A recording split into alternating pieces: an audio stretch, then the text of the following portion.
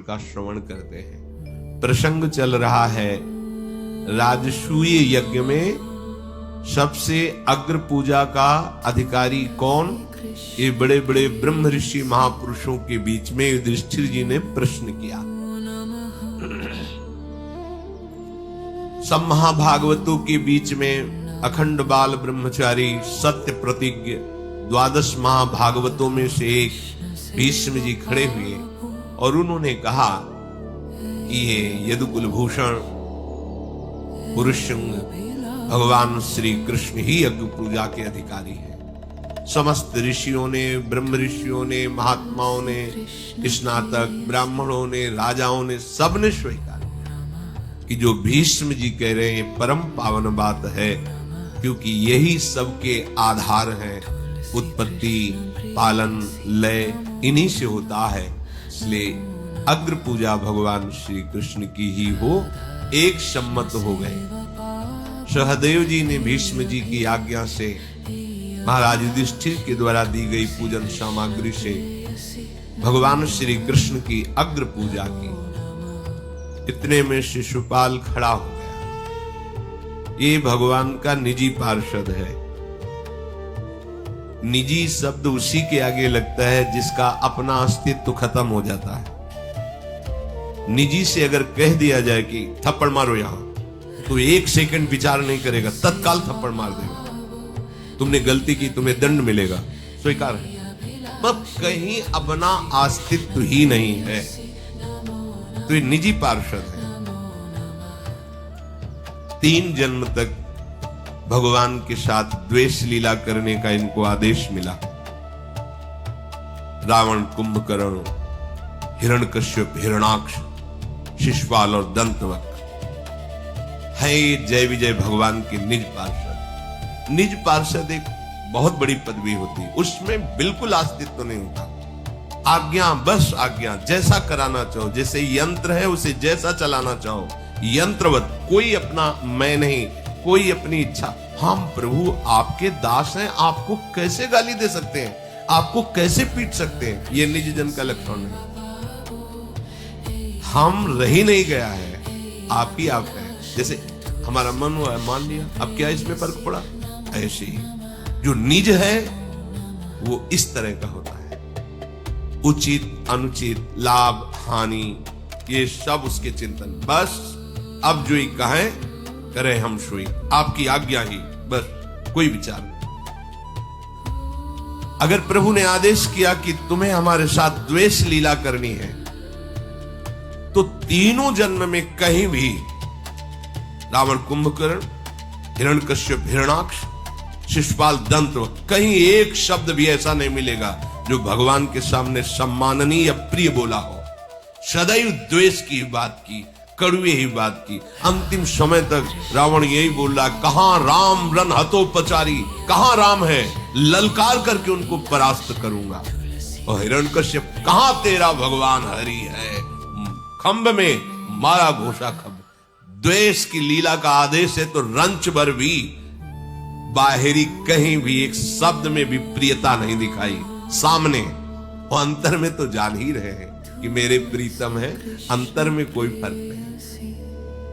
अब ये द्वेष लीला कर रहा तो खड़ा हुआ और भीष्म जी से कहा, तुम्हारी बुद्धि बिगड़ गई है। अरे जहां श्री कृष्ण, द्वैपायन, व्यास, द्रोणाचार्य, कृपाचार्य, बड़े बड़े ब्रह्म ऋषि महात्मा जन पधारे हैं, उनकी पूजा अग्र ना करवा करके इस कृष्ण की अग्र पूजा करवा रहे हो। ये कोई चक्रवर्ती सम्राट है? क्योंकि महाराज ययाति ने बड़े पुत्र यदु से जब आयु मांगी तो उन्होंने कहा, मेरी यौवन अवस्था का प्रयोग मेरी माता के साथ करोगे, इसलिए धर्म विरुद्ध है, मैं नहीं दूंगा। तो उन्होंने कह दिया था, फिर तुम राज्य के अधिकारी नहीं। शिशुपाल ने कहा, जब राज्य के अधिकारी नहीं तो अग्र पूजा का अधिकार। ये कोई आचार्य है? ये कोई स्नातक ब्राह्मण है? ये ब्रह्म ऋषि है? इसकी अग्र पूजा? ऐसे कटु वचन जो कि भगवान के प्रति द्वेष भाव की आज्ञा का पालन कर रहे हैं।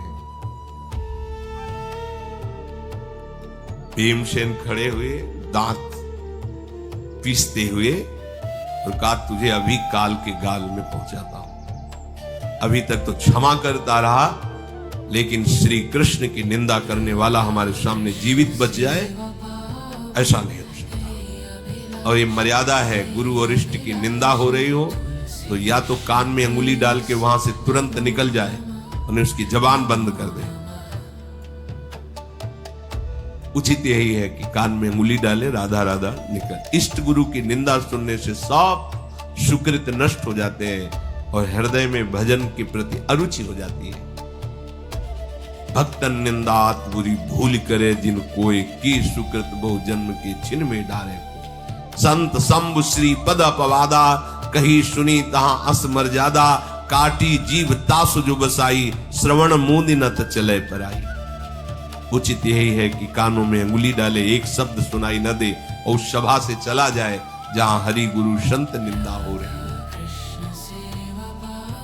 जब भीष्म जी ने देखा कि भीम महापराक्रमी है तो राजस्व यज्ञ में बड़ा विघ्न पड़ जाएगा, युद्ध छिड़ जाएगा, तो रोक लिया। जैसे बाढ़ में नदियां सब समुद्र में जाती हैं पर समुद्र अपनी तटभूमि को नहीं तोड़ता है, गंभीर रहता है, ऐसे ही भगवान श्री कृष्ण सब कुछ देख रहे हैं। भीम को इशारा किया, बैठ जाओ। भीष्म जी ने भीम से कहा तुम इसे नहीं मार सकते हो, बल पराक्रम के द्वारा ये नहीं मारा जा सकता। भीमसेन ये भगवान का तेज अंश है, कोई साधारण पुरुष नहीं है, और ये सिर्फ भगवान ही से समेट सकते हैं, दूसरा नहीं। इसलिए तुम चाहे जितने पराक्रमी हो, शिशुपाल का कुछ नहीं बिगाड़ सकते, क्योंकि भगवान का तेज है और कोई दूसरा नहीं, भगवत पार्षद है। अब हमें दिखाई दे रहा है कि भगवान अपने तेज को समेटना चाहते हैं, तभी इसकी बुद्धि में दुर्बुद्धि आ गई है और ये भगवान को कटुवचन बोल रहा है। शिशुपाल ने कहा भीष्म तुम्हें स्तुति करने का स्वभाव हो गया है, तो तुम कृष्ण की स्तुति क्यों करते हो? स्तुति करना है तो इस राजसूय यज्ञ में एक से एक महापुरुष पधारे, स्तुति करो। बस हम तो फिर दोबारा कहते हैं कि सब सभासद सुन ले, भीष्म की बुद्धि खराब हो गई है, ठिकाने में नहीं है। तुम तो भीष्म अब एकांतवास करो, सभा लायक नहीं रह गए हो। शिशुपाल का वचन सुन करके भीष्म जी को बार बार रहता है, क्या करे, इसको कैसे समझाए। शिशुपाल ने कहा हम राजा लोग तुम्हें जीवित छोड़ रहे हैं भीष्म, इसीलिए तुम नहीं तो सुनो, हमारे पक्ष के जितने राजा हैं सब खड़े हो जाओ, इसका गला घोट के मार देते हैं भीष्म का, ये बहुत स्तुति करता है। भीष्म जी ने कहा हम तुम्हारे राजाओं के द्वारा जीवन दान दे करके जीने वालों में से नहीं है। तुम्हें यदि ऐसा लगता है तो जो भी श्री कृष्ण की निंदा करता है, चाहे पक्ष का हो या विपक्ष का हो, भरी सभा करोड़ों ऋषि महात्मा वीर राजा सब बैठे हुए, राजसूय यज्ञ है, मैं सब के ऊपर माथे पे पैर रखता हूं। भीष्म जी जो श्री कृष्ण की निंदा करता है, श्री कृष्ण को लघु भाव से देखता है, चाहे पक्ष का हो विपक्ष का हो, माथे पे पैर रखने का मतलब है ऐलान करता हूं चाहे एक साथ सब लड़। भीष्म जी दिव्यास्त्रों के ज्ञाता, भगवान परशुराम जी के शिष्य, भगवती गंगा जी के पुत्र हैं, समस्त विद्याओं में पारंगत है।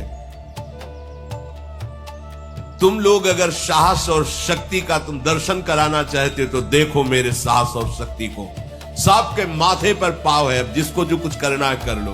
और यदि ऐसा समझते हो कि मेरे से नहीं तो महाबाहु श्री कृष्ण से पूरा त्रिलोक एक तरफ हो जाए तो भी कुछ नहीं बिगाड़ सकता। सभा में विराजमान है, खड़े हो जाओ जिसको युद्ध करना हो। भीष्म की बात सुनते ही शिशुपाल खड़ा हो गया और कहा तुम तो बूढ़े हो, तुमसे नहीं लड़ेंगे, इस कृष्ण से लड़ेंगे। ऐ कृष्ण मैं तुम्हें ललकार रहा हूं, तुम मेरे साथ युद्ध करो। भगवान मुस्कुरा रहे, मुस्कुरा, अगाध गंभीर स्वभाव भगवान श्री कृष्ण का है। क्रोध में भरा हुआ शिशुपाल दहाड़ता हुआ अपने परिकर के साथ मानो जैसे टूट पड़े कोई बाज, ऐसे आगे बढ़ रहा है। पांडवजन खड़े हो गए। भगवान ने सब राजाओं से शांत शांत बैठ जाओ। भगवान श्री कृष्ण ने कहा, देखो भूमि पालो, तुम्हें नाराज होने की बात नहीं है। ये हमारी बुआ का लड़का है, कोई और नहीं है, पर इसका स्वभाव मलिन है, इसलिए द्वेष कर रहा है। और हमने इसको कई बार अपराध क्षमा किए हैं। पीछे भी इसने प्राग ज्योतिषपुर में जब हम गए थे तो इसने पीछे से आके द्वारिका में आग लगवा दी थी। उस बात को भी मैं क्षमा किया। एक बार रयुक्तक पर्वत पर महाराज उग्रसेन विराजमान थे। इसने सब सेवकों को मार करके बड़े बड़े सभापतियों को बंदी बना लिया था। उस समय भी हमने क्षमा किया था। बहुत बारे हमारे पिता वसुदेव जी का भी अपराध किया है, हमने क्षमा किया है, क्योंकि मेरी बुआ ने कह दिया था कि इसके अपराध को क्षमा करना। तो मैंने कहा था कि 100 अपराध तक इसको हम कोई दंड नहीं देंगे। अब वो सीमा समाप्त हो चुकी है। तुम सब राजा देखो, कोई दोष मत देना। ये न जाने कितने अपराध कर चुका है, पर मैं इसे क्षमा करता रहा। अब ये अभद्र व्यवहार इसका सहने योग्य नहीं है और इसके अपराध पूरे हो चुके हैं। आज मैं इस अहंकारी को इसके बल और इसकी वीरता का अनुभव कराता हूं कि ये क्या है। सब राजा शांत होकर के बैठे हुए, शिशुपाल को धिक्कार रहे कि ऐसे पावन राजसू यज्ञ में कलह मचा रहा है। शिशुपाल बड़ा खिलखिला के हंसा।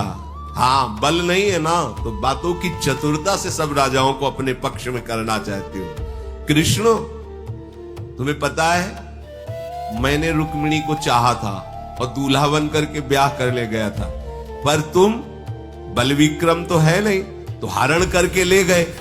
बेचारे को कितना अक्ल है, कोई दूल्हा बन करके जाए, नगर में स्वागत हो, दुल्हन कोई और ले जाए, फिर वापस खाली आवे।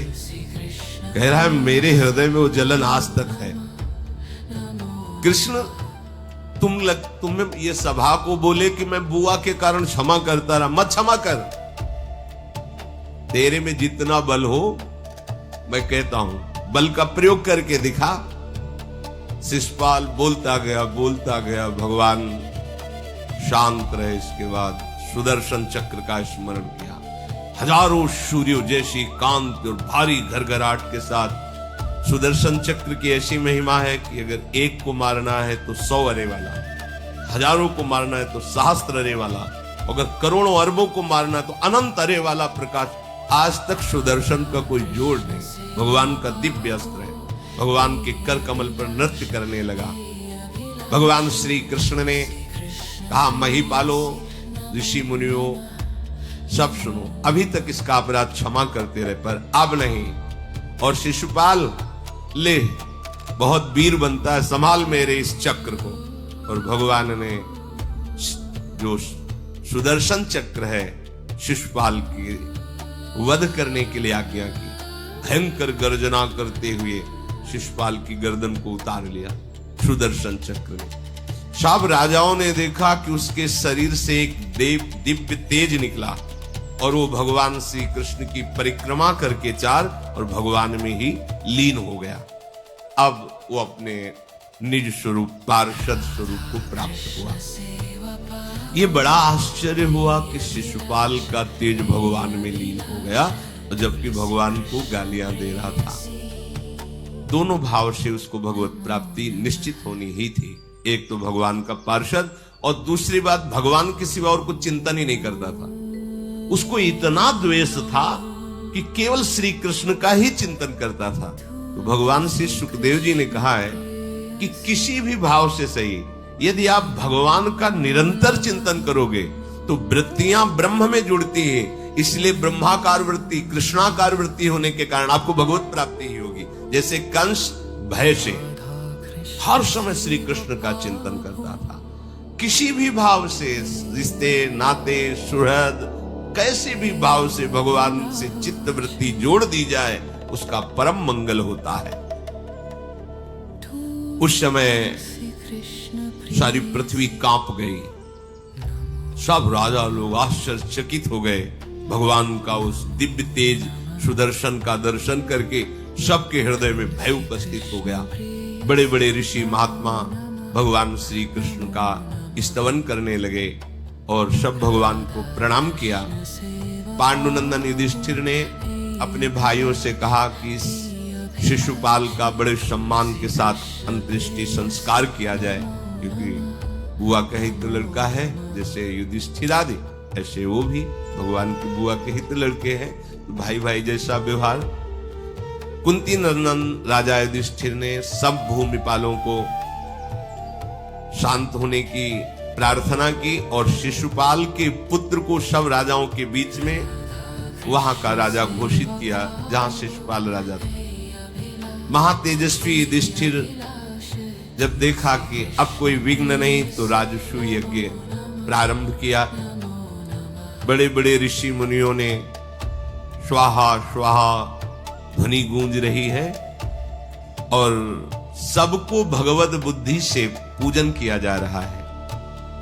उस यज्ञ में अच्छे अच्छे स्वादिष्ट पदार्थ और पेय पदार्थ, बड़े बड़े सरोवर दही के, घी के, दूध के हैं। कुंड नहीं, बात जैसे झील भरी ऐसे दूध, ऐसे दही। महाराज युधिष्ठिर का राजसूय यज्ञ।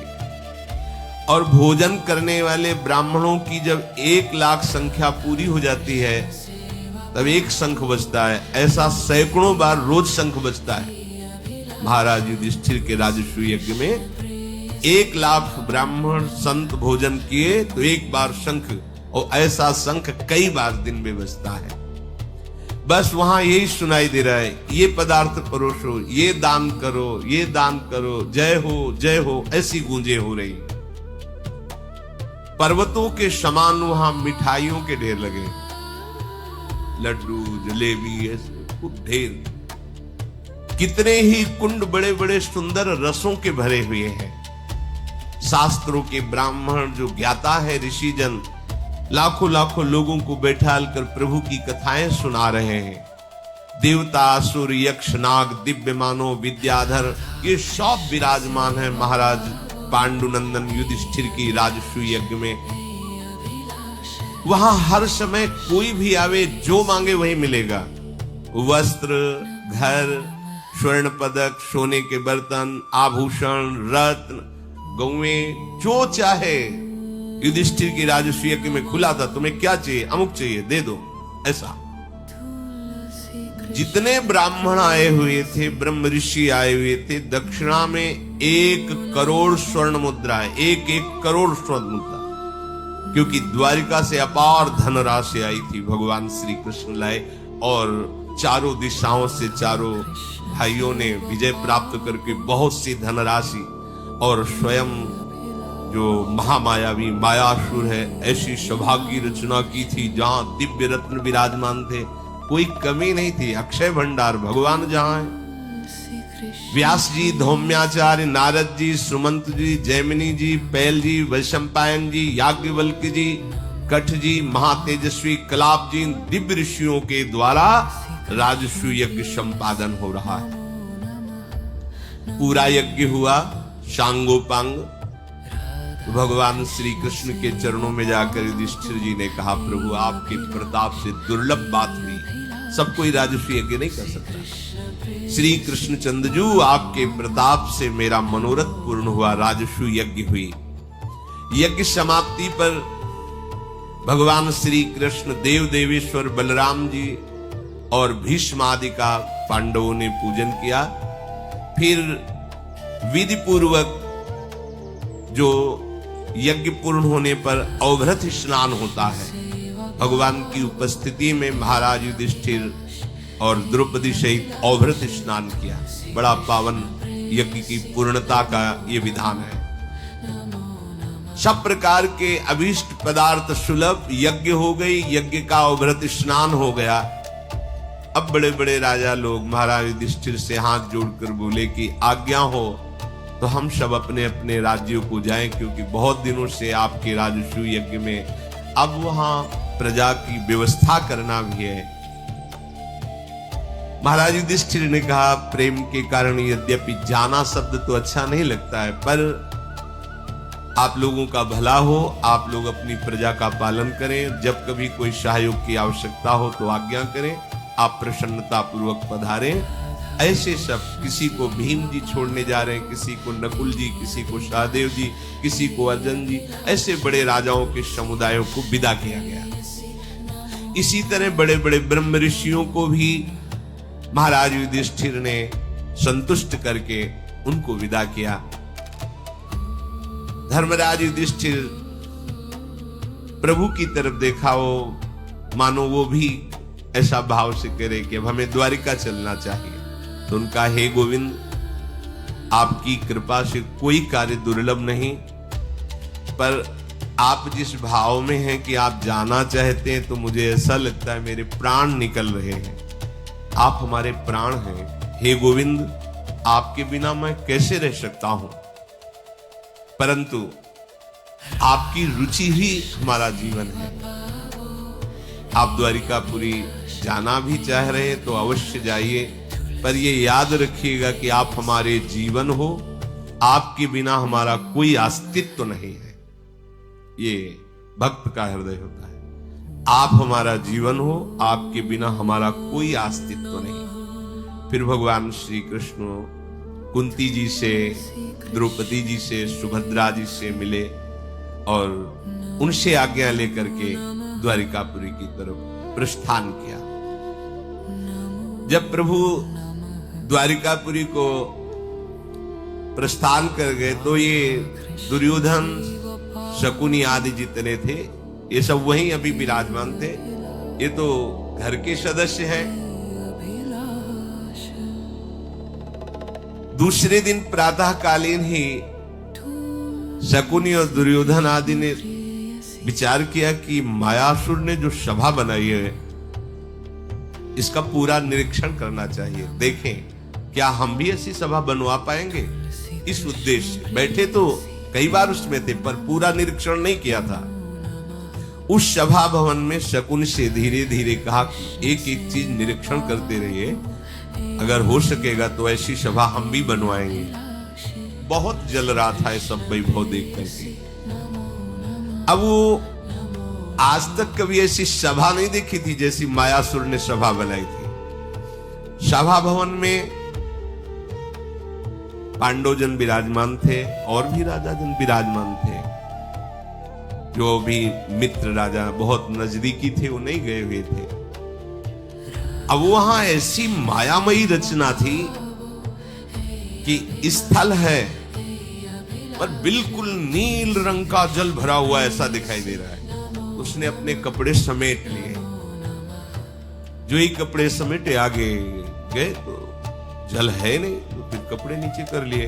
तो सब सभासद और पांडव खूब हंसे। कोई साधारण आदमी तो है नहीं, वो भी बड़ा पराक्रमी यशस्वी है। वहां से लौट आया कि यहां कुछ गड़बड़ है। दूसरी तरफ आया तो एकदम पुष्करणी बनी हुई है गहरे जल की, एकदम ऐसा लग रहा है बिल्कुल थल है। तो आराम से चला, झम से गिर गया पानी में। जहां बिल्कुल जल भरा हुआ है, लग रहा है बिल्कुल स्थल है, भूमि है, तो आराम से जा रहा था, गिर गया, जल में गिरा।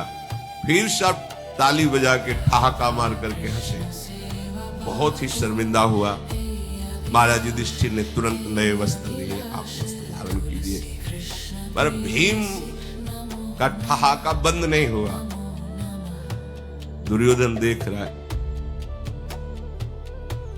ये कभी यहां इसमें ऐसा नहीं लिखा कि अंधे के, ऐसा असभ्य बर्ताव पांडवों के द्वारा नहीं हो सकता। जैसे ऐसे कहने में आता है कि द्रौपदी जी ने कहा कि अंधों के अंधा, ऐसा नहीं। अमर्यादित शब्द पांडवों के मुख से नहीं निकल सकता।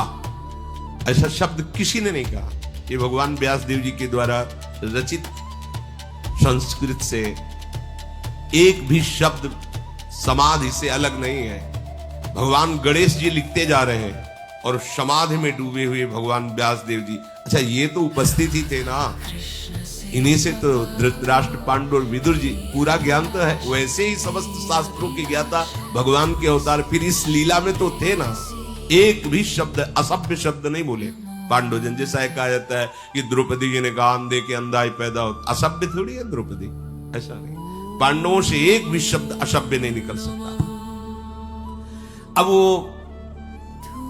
आगे बढ़े, फिर देखा कि बहुत सुंदर जलाशय है। फिर लगा कि कहीं ऐसा ना हो कि थल हो, हम कपड़ा समेट ले। तो फिर वापस भीम फिर ठाका मार के हंसे, डर लगने लगा उसको चलने में। दुर्योधन स्वभाव से ही अमरशील और अहंकारी स्वभाव का, वो उपहास हंसना ही बहुत उसको जलन हो रही थी। अब अपने चेहरे के भाव को छुपा करके देखा कि चलो इस दरवाजे से निकल जाते हैं। वो ऐसी माया से रचा हुआ कि लग रहा है खुला दरवाजा है और दीवार है, और जाकर खोपड़ी भर गई उसके दीवार में। वो फिर भयभीत हो गया तो दूसरी जगह दरवाजा दिखाई दिया जो खुला हुआ है, पर ऐसा आभास हो रहा है कि वो बंद है। तो दरवाजा खोलने के लिए ऐसे जो ही तो जाके सामने गिर गया, क्योंकि खुला हुआ दरवाजा है। फिर हंसी हुई। अब शकुनी की तरफ देखकर, पांडवों की तरफ देखकर मानो आग लग गई हो उसको। इतना अपमान। शकुन से कहा आप देखने लायक सवाल है, चुपचाप चलो, क्योंकि पता नहीं कहां क्या हो जाए, और सब हंसी उड़ा रहे हैं। महाराज युधिष्ठिर ने हृदय से लगाया दुर्योधन और कहा ये मायासुर की रची हुई सभा है, आप इसमें संकोच मत कीजिए, इसमें ऐसा ही भ्रम हो जाता है। और बड़ी सांत्वना दी। उसका हृदय जल गया, पाप पूर्ण विचार उदय हुए, और उसने मन ही मन निश्चय किया कि तुम्हारा सर्वनाश मैं करूंगा।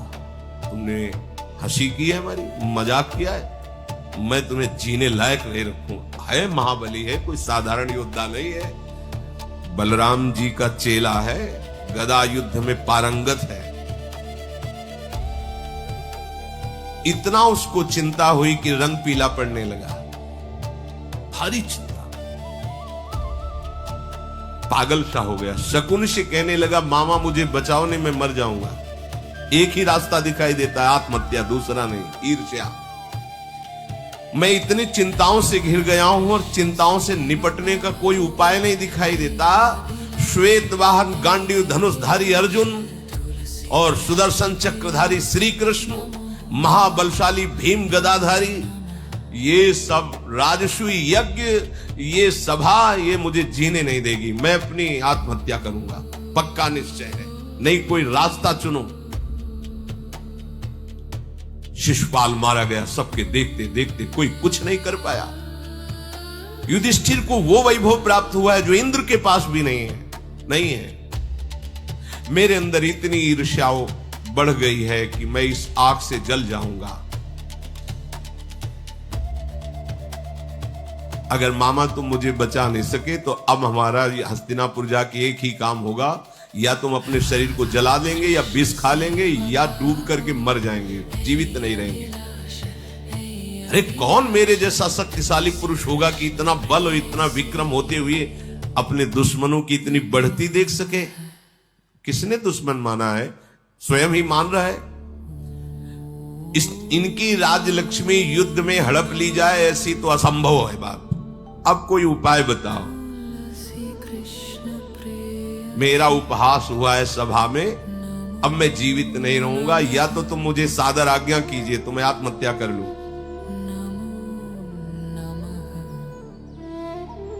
बोले तुम चिंता मत करो, तुम पहले एक बार हस्तिनापुर चलो,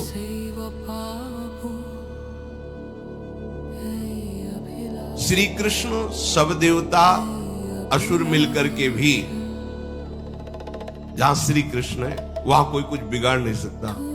इसलिए मुझे विचार करना पड़ेगा कि जहां श्री कृष्ण उपस्थित ना हो फिर इनको परास्त किया जाए। अगर युद्ध के लिए तुम ऐलान करोगे तो तत्काल आ जाएंगे श्री कृष्ण। अब हम इस पर विचार करेंगे। एक गांडीव धनुषधारी अर्जुन अगर गांडीव में प्रत्यंचा चढ़ा ली तो कोई जीत नहीं सकता। इनका गांडीव भी जहां काम ना आवे, मुझे ऐसी युक्ति सोचनी पड़ेगी। भीम की गदा भी जहां काम ना आवे, मुझे ऐसी युक्ति सोचनी पड़ेगी, नहीं तुम जीत नहीं पाओगे। और ऐसी युक्ति निकालूंगा कि सभा इंद्रप्रस्थ और मैं पांचों पांडव अस्त्र सहित तुम्हारे गुलाम हो जाए, तुम मरने की बात छोड़ दो। दुर्योधन ने कहा क्या विचार तुमने किया है? शकुनी बोला कि अस्त्र विद्या में तो निपुण है, लेकिन ये अक्ष विद्या में निपुण नहीं, पासे डालने में निपुण नहीं। और संपूर्ण विश्व में मेरे जैसा सिद्धहस्त पासे डालने वाला कोई नहीं। कपट विद्या में प्रवीण, द्वित विद्या में प्रवीण, पासा जैसा चाहूंगा वैसा ही पड़ेगा। बस एक उपाय है, तुम महाराज धृतराष्ट्र को राजी करो, ऐलान करो कि पांडव द्यूत कीड़ा में पधारे। पर महाराज धृतराष्ट्र भी समझ न पावे कि हमारा उद्देश्य क्या है। बस ये कहो कि अब हम अपने भाइयों के साथ द्यूत कीड़ा खेलना चाहते हैं, मेरा पासा वैसे ही गिरेगा जैसा मैं चाहूंगा, बिल्कुल तुम संशय मत करना, केवल तुम अपने पिता को तैयार करो। दुर्योधन ने कहा मेरी सामर्थ्य नहीं रह गई कि मैं महाराज धृतराष्ट्र से इस विषय में बात करूं, आप ही बात करो। शकुनी गया, महाराज की जय हो, सिंहासन पर बैठे हैं, प्रज्ञा चक्षु, आंखें प्रगट में है नहीं। कौन? शकुनी आपके चरणों में प्रणाम करता है। महाराज, महाराज आपको तो पता नहीं है, दुर्योधन पीला पड़ रहा है, बहुत पतला हो गया है, बड़ी दयनीय दशा है, और उसका मनोभाव समझकर मुझे लगता है वो आत्महत्या करना चाहता है। महाराज कांप गए धृतराष्ट्र, बहुत प्यार करते थे दुर्योधन से। महाराज आप पता तो लगाइए कि ऐसा दुर्योधन को क्यों, क्या हो रहा है। दुर्योधन को बुलाया, गले से लगाया, बेटा मैंने ऐसा सुना कि तुम्हारा शरीर पीला पड़ रहा है, तुम कष्ट में हो, तुम्हारे दुख का कारण क्या है? ये शकुनी कहता है तुम्हारी कांति फीकी पड़ गई, तुम बहुत दुबले हो गए हो, तुम बहुत शोकित हो, तुम कुछ करना चाहते हो।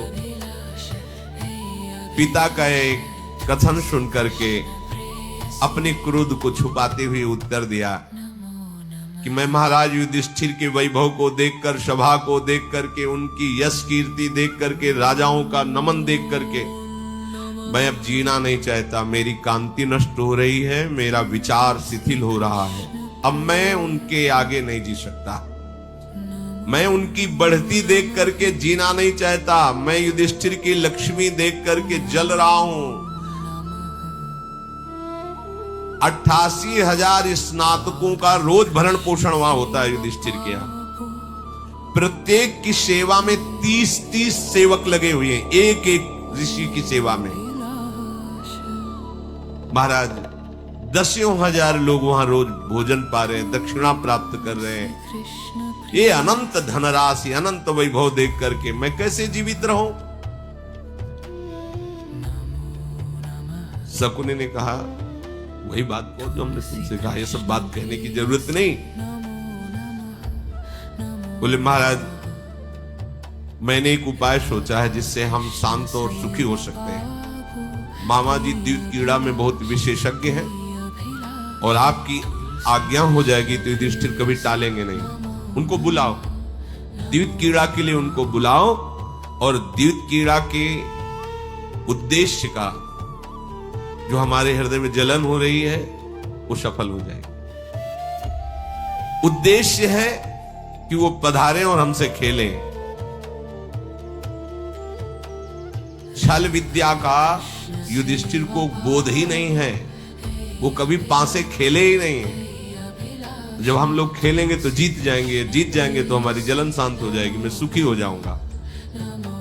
मैं राज्य लक्ष्मी का अपहरण पासे के द्वारा करना चाहता हूं। धृतराष्ट्र बोले तुम्हारा दिमाग खराब है? अरे विदुर जी मेरे महामंत्री हैं, और बिना मंत्री के आदेश के कोई कार्य नहीं होता राजा का, और वो कभी ऐसा आदेश कर सकते हैं कि पांडवों के साथ जुआ खेलो। दुर्योधन जी ने कहा हाँ तो ठीक है, विदुर जी के साथ रहिए, मैं आत्महत्या कर लेता हूं, मैं अपने प्राण त्याग देता हूं, आपको विदुर ही प्यारे हैं, ठीक है आप अपने कर्तव्य का पालन करो, मैं प्राण दे मरिष्येहम असंशयम, मैं मरूंगा निश्चित। अरे नहीं नहीं बेटा, यही मोह, अगर कह देते मर जाओ तो मरता थोड़ी, वो नहीं मरता, पर वो होता है। आप विदुर जी के साथ रहिए, अब तो मेरा प्रयोजन ही क्या है आपसे, और आपका प्रयोजन मेरे से क्या है? जब ऐसा कहा तो महाराज धृतराष्ट्र बहुत गंभीर हो गए।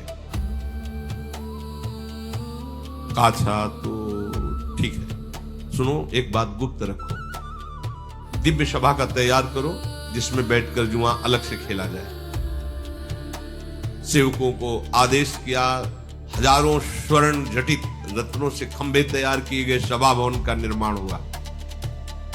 जब सभा भवन का बहुत शीघ्र निर्माण हो गया तब सूचना हुई, महाराज सभा भवन तैयार है। धृतराष्ट्र ने विदुर जी के पास दूत भेजा, क्योंकि बिना विदुर को सूचना के कोई कार्य नहीं हो सकता। महामंत्री का पद ही ऐसा होता है, छोटे भाई भी हैं, पर बहुत अंदर से कि कैसे विदुर से बात करूं। विदुर जी के पास सूचना पहुंची, महाराज आपको याद किए हैं। नजदीक आए विदुर जी, प्रणाम किया। क्या आज्ञा है महाराज? हमारी इच्छा है कि तुम पांडवों को बुलाओ और सब घर के बच्चे बैठ करके द्यूत कीड़ा खेलें। चरणों में मस्तक रख के कहा, घर के बच्चे, तुम्हें पता है कितना द्वेष है इसके अंदर, दुर्योधन के अंदर। शकुनी कितना मलिन हृदय वाला है। महाराज मैं आपके निश्चय को बिल्कुल काटता हूं, बिल्कुल ठीक नहीं है। ऐसा यत्न कीजिए जिससे अपने पांडवों के द्वारा अपने वंश का विनाश होने से अपने को बचा लीजिए। आप ये जो बोने जा रहे हैं ना बीज, ये आपके वंश के विनाश करने का है। धृतराष्ट्र ने कहा, हमें तुम्हारे उपदेश की जरूरत नहीं, जो मैं आदेश कर रहा हूं उसका पालन करो। ये भी राजा का अधिकार है। अशुभ हो या शुभ, हितकर हो या अहितकर, द्वैत क्रीड़ा होगी और तुम्हें जाकर के सूचना पांडवों को देनी होगी। विदुर जी ने कहा कि मान लीजिए मेरी बात, मैं बहुत बार आपसे प्रार्थना करके हाथ जोड़ के कहता हूं, मेरी बात मान लीजिए। अगर द्वैत क्रीड़ा हुई तो आपके वंश का विनाश निश्चित है। धृतराष्ट्र ने कहा, विदुर दैव ने जो सोचा होगा वही होगा, इस समय मेरी आज्ञा का तुम पालन करो। विदुर जी ने अन्यायपूर्ण ये आदेश सुनकर के बिल्कुल अभिनंदन नहीं किया, पर जाना ही पड़ेगा। अंदर ही अंदर बहुत क्लेशित होकर वेगवान रथ पर बैठ करके इंद्रप्रस्थ नगर में गए। देवी पांडवों ने सुना कि महाबुद्धिमान धर्मात्मा विदुर जी पधारे हैं। आगे आकर महाराज युधिष्ठिर जी ने अगवानी की, ब्राह्मणों से स्वस्ति वाचन कराकर उनका आदर सत्कार कराया। जैसे कुबेर का भवन ऐसे युधिष्ठिर जी का भवन है, राजमहल में ले गए और अजातशत्रु महाराज युधिष्ठिर ने विदुर जी का स्वागत करके पूछा, पिता श्री धृतराष्ट्र जी और समस्त कौरववंशी कुशल प्रश्न, सुखी है? अचानक आपका आगमन। विदुर जी आपका मन प्रसन्न नहीं दिखाई दे रहा है। धृतराष्ट्र जी सकुशल है? कोई घटना तो नहीं घट गई अचानक आपका? विदुर जी ने कहा, राजन महाराज धृतराष्ट्र स्वस्थ है, सब कौरव व्यवस्थित है।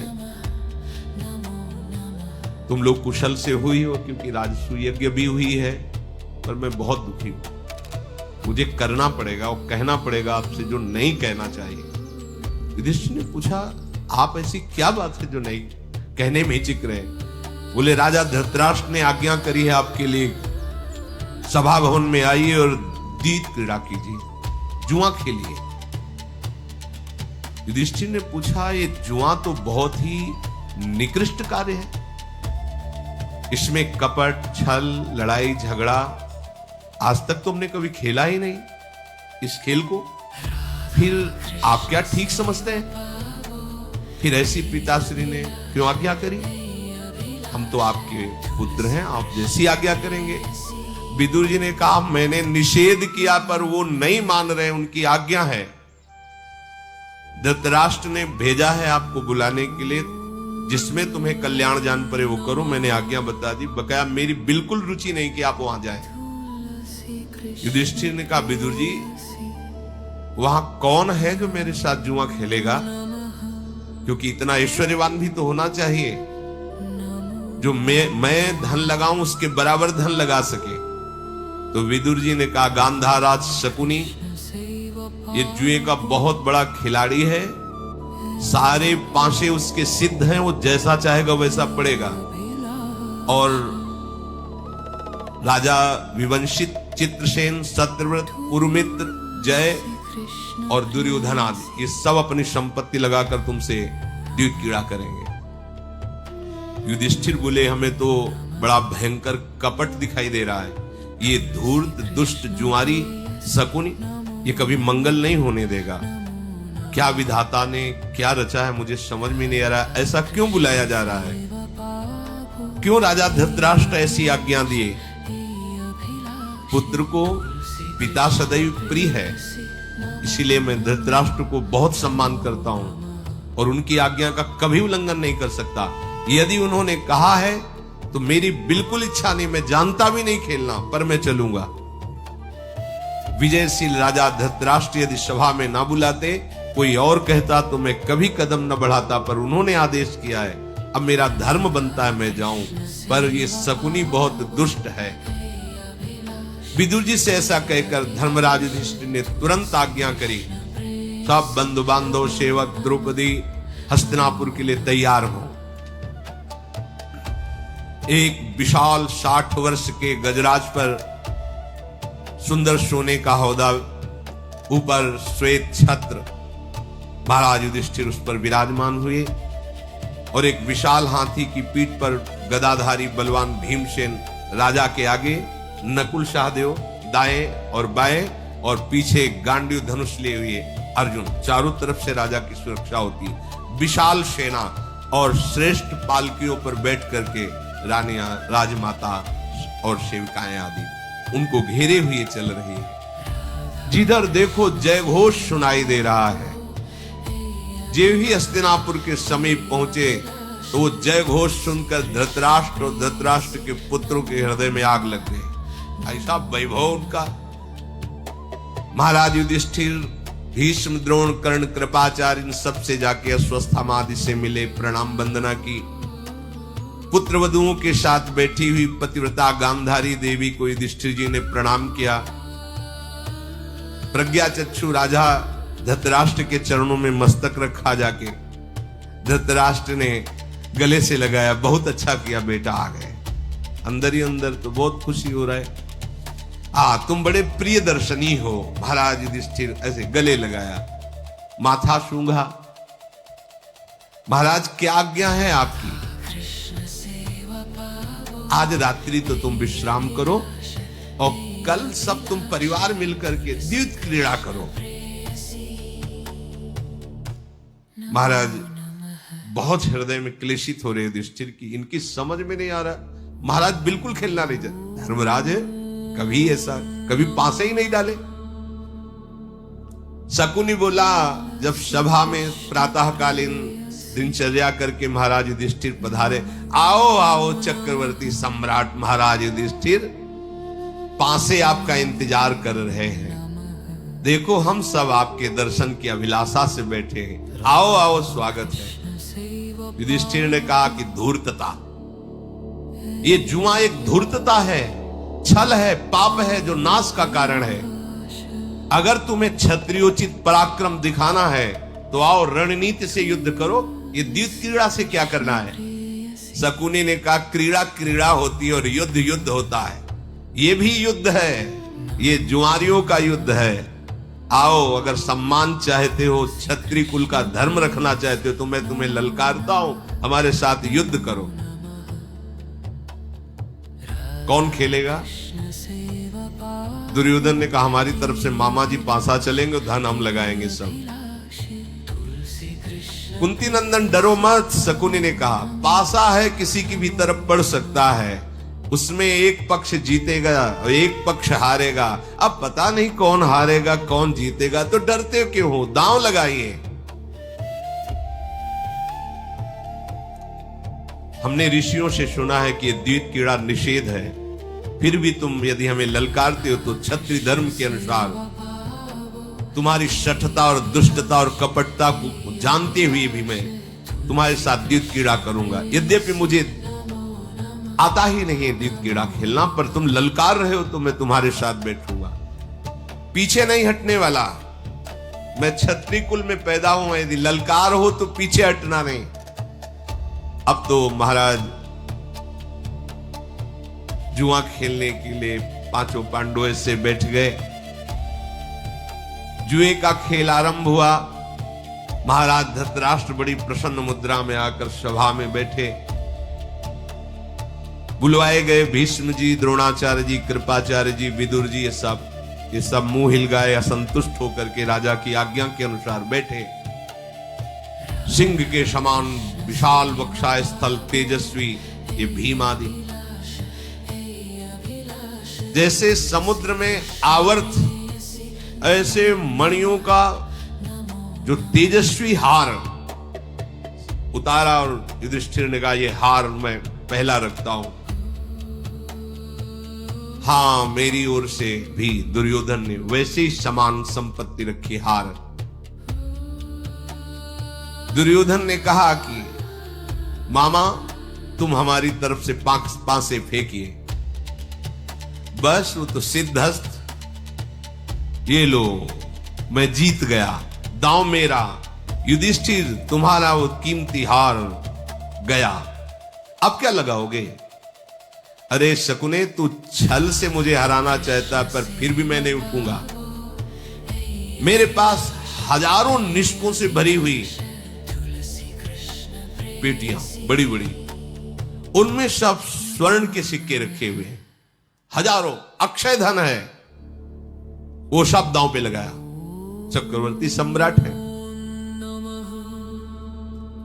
युधिष्ठिर ने जे भी कहा दांव पे लगाया, उसने फिर पासे चले।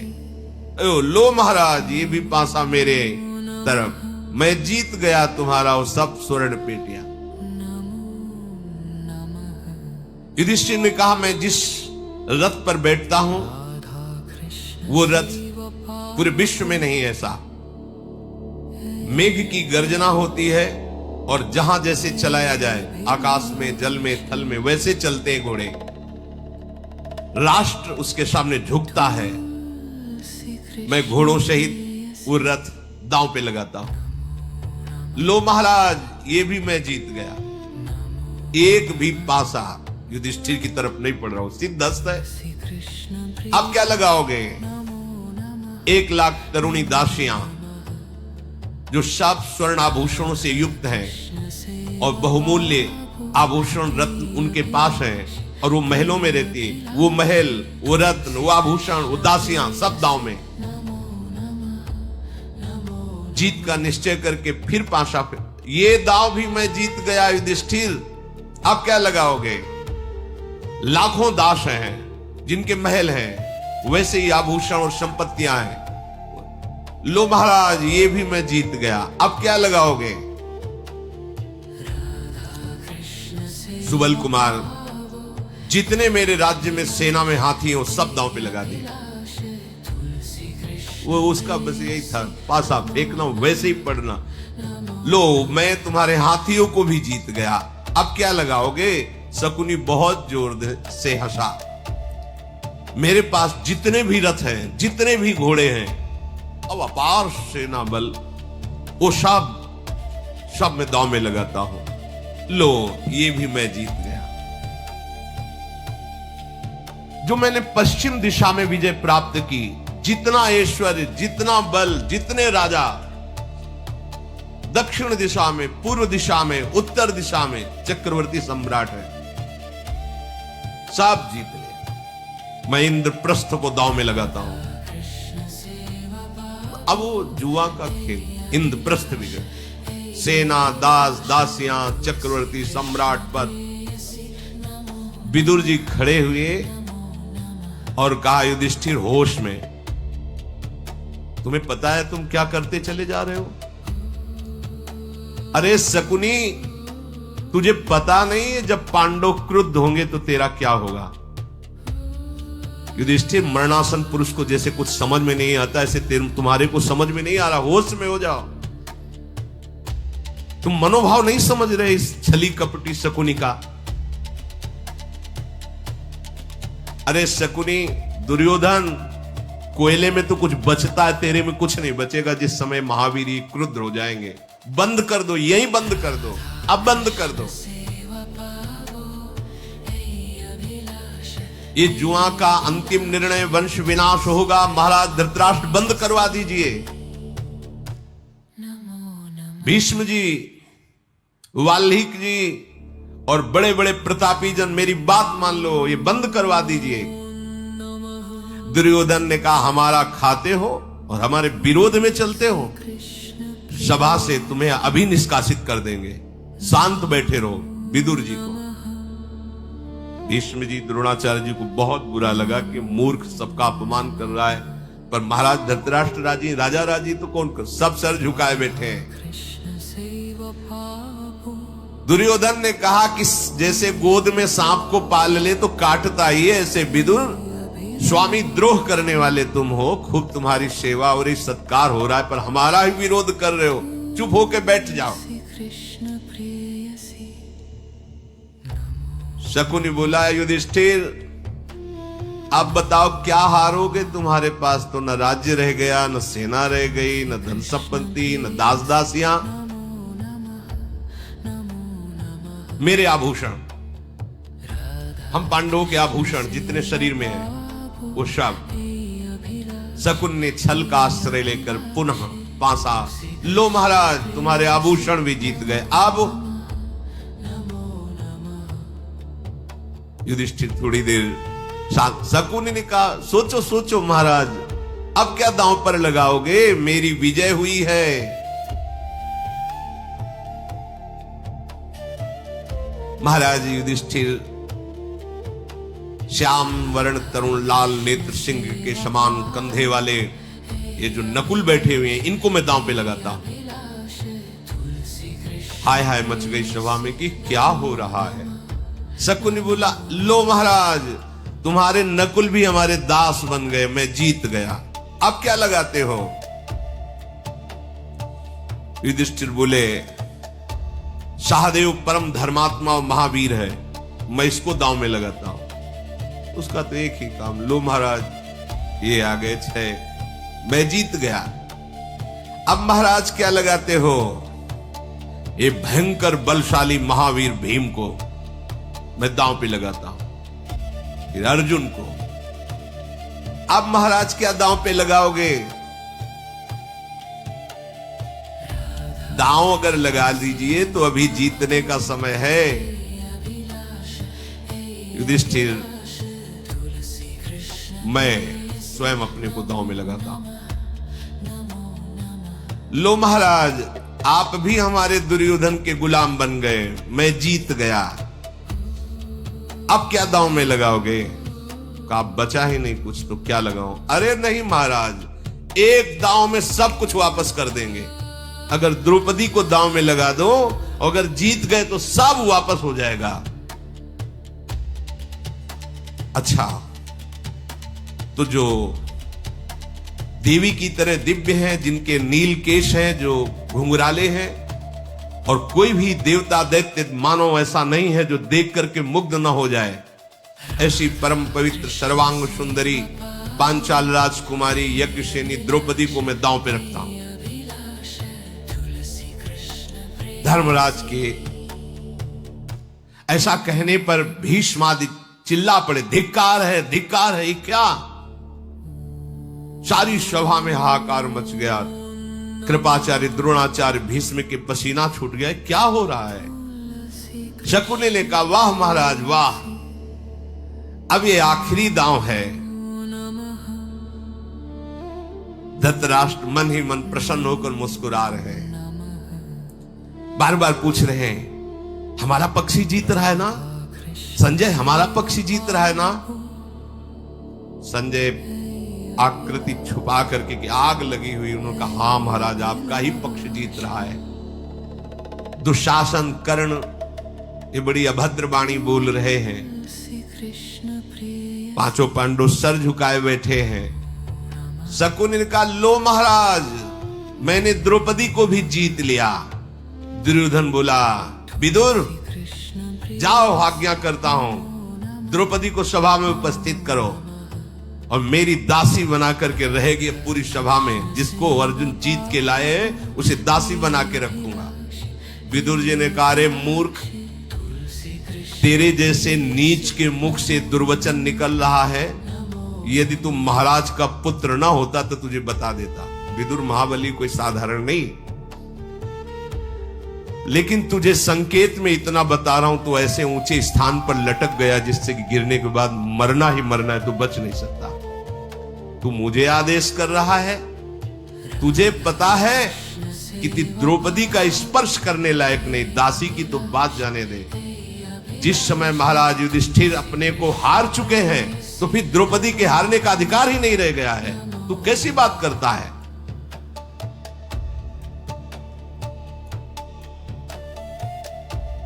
कोई भी ऐसा गृहस्थ बनवासी तपस्वी विद्वान नहीं है जो महाराज युधिष्ठिर का सम्मान न करता हो। विदुर जी ने कहा, तेरे जैसा कुत्ते स्वभाव का ही ऐसा बोल सकता है, भूख सकता है कि द्रौपदी को सभा में लाके मेरी दासी बनाया जाए। दुर्योधन बड़ा उन्मत्त हो रहा था, कहा विदुर धिक्कार तुझे, बैठा रहे, तू बूढ़ा हो गया है। और उसका निजी सेवक प्रातिकामी उसे कहा, जाओ प्रातिकामिन, द्रौपदी को यहां लेके आओ, डरना मत, पांडव दास हैं, ये आंख भी नहीं उठा सकते।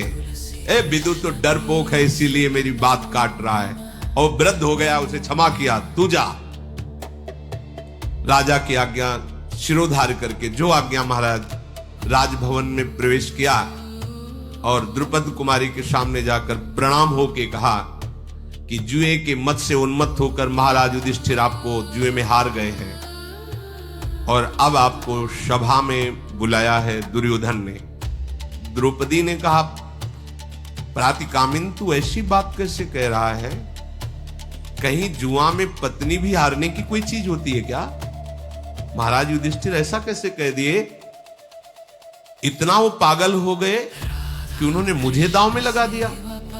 प्रातिकामी बोला, हां राजकुमारी, जब कोई धन नहीं रह गया तो शकुनी ने ऐसे फंसा लिया कि अगर द्रौपदी दांव में लगा दो तो पूरा धन वापस कर देंगे, पर वो दांव भी शकुनी जीत गया है।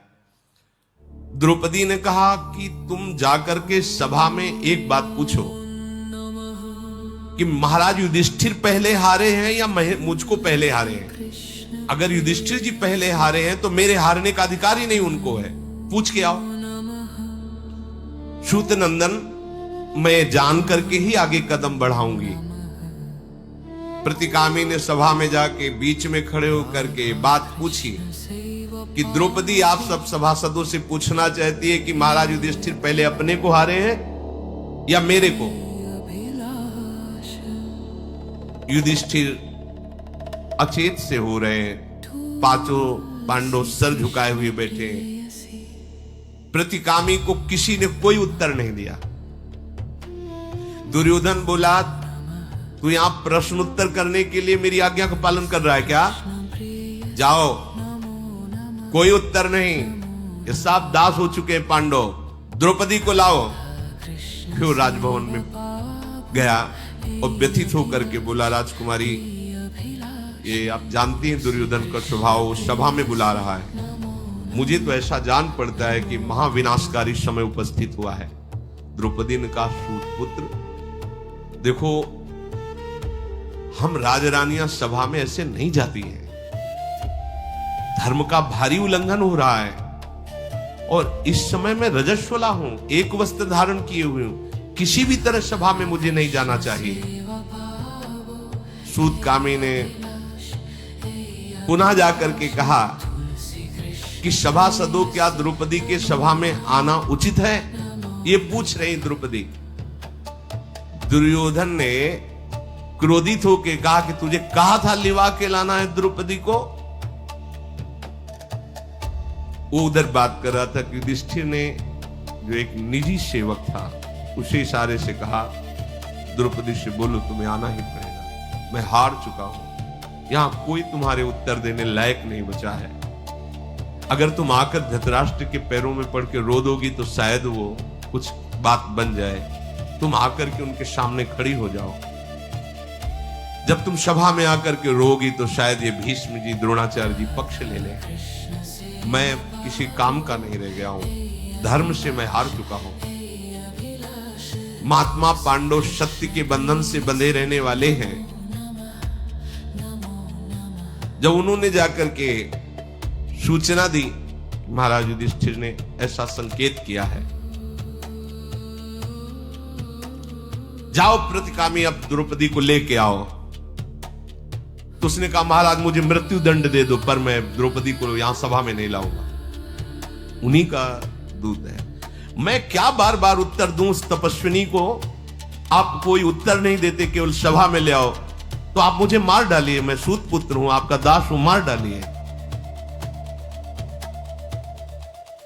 दुर्योधन बोला दुशासन तू खड़ा हो, हटा इस दास को और जा। जैसे बने तैसे उसे बाल घसीटते हुए सभा में ला। राजकुमार दुशासन 10,000 हाथियों का बल रखता है। महल में गया और असभ्य बर्ताव से बोला पांचाली आओ आओ, हम लोगों ने तुम्हें जुए में जीत लिया है। अरे अब लाज छोड़ो और दासी बनो हम सबकी। विशाल नेत्र वाली द्रौपदी, ये धर्म के अनुसार हमने तुम्हें प्राप्त किया है। वैसे जैसे पांडवों का सेवन करती थी ऐसे अब कौरवों का सेवन करो। द्रौपदी महान दुख से भयभीत हो गई। बार बार पसीना आ रहा है कि अब कोई बचाने वाला नहीं, कोई उत्तर नहीं। सोचा कि ये महाबली पकड़ लेगा, तो भागी जहां गांधारी आदि बड़े बुजुर्ग स्त्रियां बैठी थी। दुशासन बड़े रोष में गरजता हुआ दौड़ा और वहां के पहुंचने के पहले ही उसके नीले केशों को हाथ में लेकर के और घसीटना प्रारंभ किया। ओहो, राजसूय महायज्ञ के अवघृत स्नान में जिन बालों को परम पवित्र मंत्रों के द्वारा स्नान कराया गया था, महापराक्रमी पांडवों का भय न रखते हुए दुशासन ने ऐसा अभद्र व्यवहार किया। बहुत ही नीच कर्म है। बलपूर्वक बाल पकड़कर घसीटते हुए जैसे कोई अनाथ को घसीटता है, दुशासन आगे बढ़ा। द्रौपदी बालों को पकड़े हुए बलात् घसीटते हुए ले जा रहा है। वो झुकी हुई आगे बढ़ी जा रही। द्रौपदी का शरीर पीड़ा से झुक रहा है, ऐसे वो बाल खींच रहा है और कहती दुशासन तुझे पता है मैं रजस्वला हूं, शरीर पर एक वस्त्र है, क्या उचित है सभा में ले जाना? फिर भी बहुत प्यार से द्रौपदी जी कि तू समझ तो भाई, कोई गैर तो है नहीं ना। अरे भाई 3, 4, 8, 10 जितने भी एक पिता के पुत्र होते परिवार ही तो माना जाता है। फिर महाराज पांडु, महाराज धृतराष्ट्र सगे भाई हैं, उन्हीं के हम वंश में। ऐसा अभद्र व्यवहार, संबंध में तो माता की तरह पावन संबंध होना चाहिए, बड़े भ्राता की बधू। तू दुशासन ऐसा क्यों कर रहा है? दुशासन कुछ नहीं सुन रहा, बस गलत बोलता जा रहा है और द्रौपदी के बाल खींचता हुआ, झकझोरता हुआ द्रौपदी वस्त्र संभालती, लड़खड़ाती हुई वो सभा की तरफ घसीटता हुआ ले जा रहा है। देखो, जब तक जीव भगवान का आश्रय नहीं लेता तब तक कुछ भी कर ले सुख शांति को प्राप्त नहीं होता। भगवान का आश्रय लेने वाला यदि कहीं किसी विपत्ति और दुख में फंसता भी है तो उसको ये न समझा जाए कि इसके भजन का फल, इसके साधन का क्या फल होगा। निश्चित समझो, हर विपत्ति कोई महान फल देने वाली होती भक्तों के जीवन में। और दुष्टों की जो उन्नति दिखाई देती है, वो जैसा विदुर जी ने कहा, बहुत ऊंचा लटका हुआ जब नीचे गिरेगा तो उसका एक ही है, अंग अंग चूर हो जाएंगे, मर जाएगा। ऐसे ही अगर दुष्ट की उन्नति भी होती दिखाई दे रही है तो ये मत सोचो कि दुष्ट बलवान हो रहा है, उन्नतिशील हो रहा है। देखो इसको कहां दंड मिल रहा है, ऐसा दंड परिणाम में आएगा, सर्वनाश हो जाएगा। इसलिए श्री भगवान का आश्रय लेकर और निरंतर सत धर्म से चलना सीखो। थोड़ा विपत्ति, थोड़ा संकट, थोड़ी समस्याएं आ सकती हैं पूर्व के अनुसार, पर महामंगल, महामोद और जन्म परंपरा का नाश ये निश्चित होगा जो भगवान की शरण में भगवान का स्मरण करता है। शेष चर्चा आगे। श्री राधा वल्लभ लाल।